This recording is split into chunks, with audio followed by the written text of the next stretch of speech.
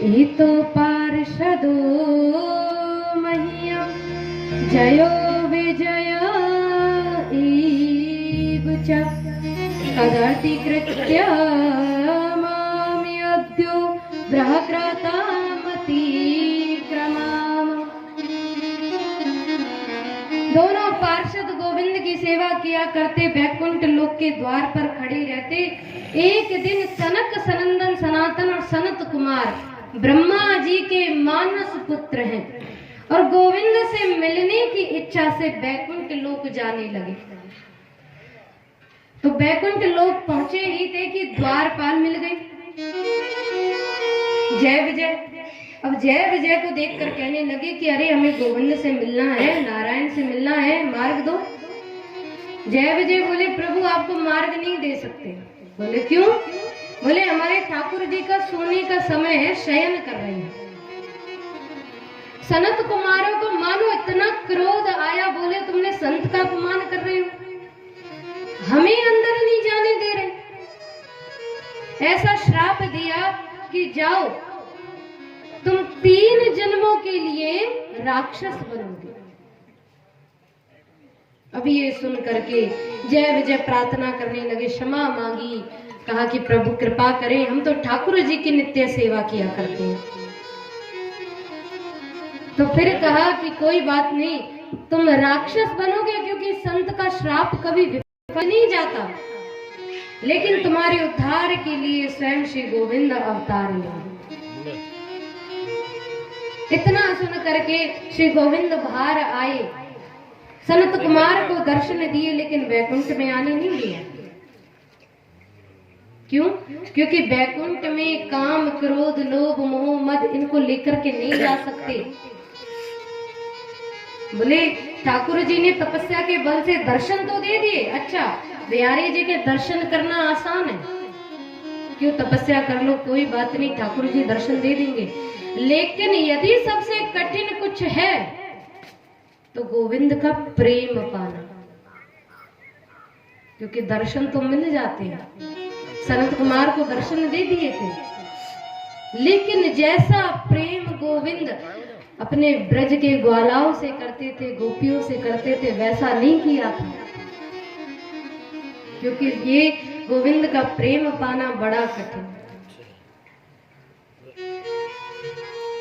अब तो ठाकुर जी दर्शन दे करके बैकुंठ में गए।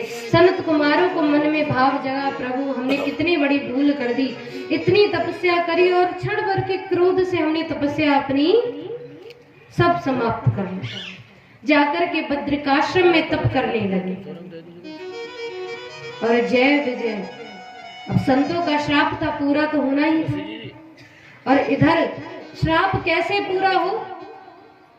कश्यप जी की पत्नी, कश्यप ऋषि की पत्नी दिति कहने लगी कि प्रभु देखिए, मेरी जितनी भी आपकी सब पत्नियों को संतानें हैं, मुझे कोई संतान नहीं है, प्रभु मुझे संतान हो, और ऐसी हो जो अदिति के पुत्रों को हरा सके।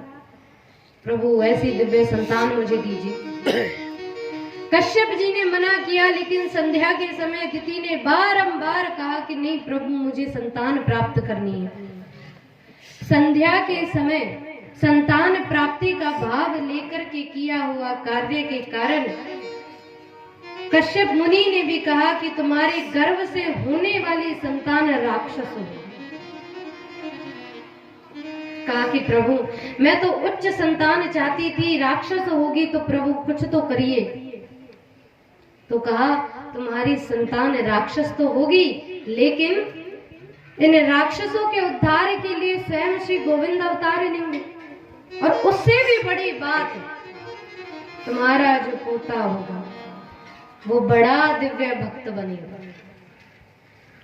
तो दिति का 100 वर्षों का समय पूर्ण हुआ और संतान हुई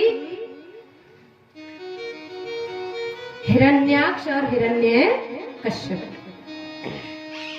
हिरण्याक्ष और हिरण्यकश्यप ये 2 संतानें हैं। अब दोनों तो असुर हैं, राक्षस हैं, दैत्य हैं, ऐसे बढ़ने लगे कि महाराज एक दिन में पहाड़ के समान। हिरण्याक्ष पृथ्वी को रसातल में ले गया,